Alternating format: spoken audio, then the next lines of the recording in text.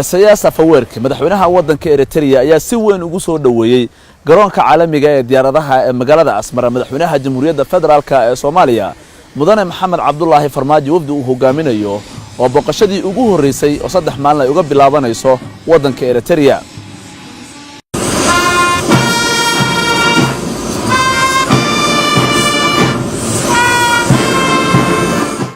cutubyo ka tirsan ciidanka waddankan oo tumaya astaanta Jamhuuriyadda Soomaaliya ayuu salaan sharaf ka qaatay madaxweyne Farmaajo.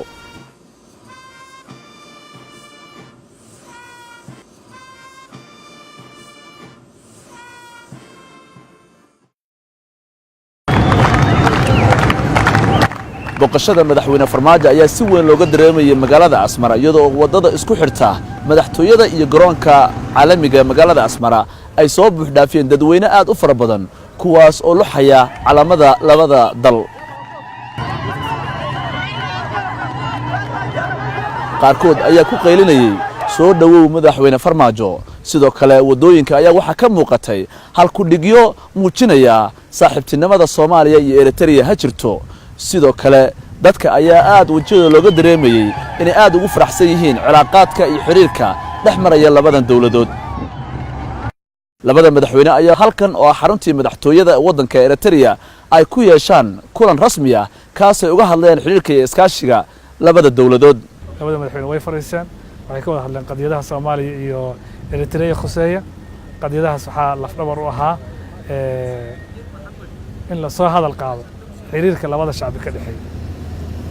labada shacbi xiriirka ka dhaxeeya waxa ahaa mid isdhexqaada iskaashi ah degaan wadaag ah halgan wadaag ah. waxaa laga hadlay way aragnimadii labada dal ay lahaayeen xagga xilliga isticmaalka iskaashiga ka dambeeyay kaalintii ay lahaayeen Soomaaliya ku lahayd dalka gobonimadiisa iyo kaalintii Eritrea xilliyadii adkaa ee Soomaaliya soo maray.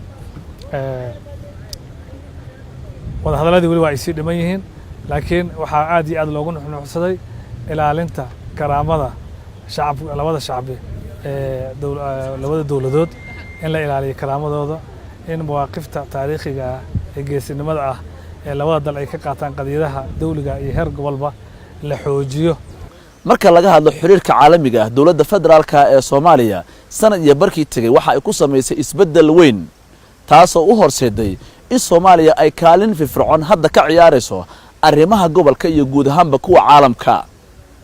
Ali Baashi Cabdullaahi magaalada Asmara waddanka Eritrea.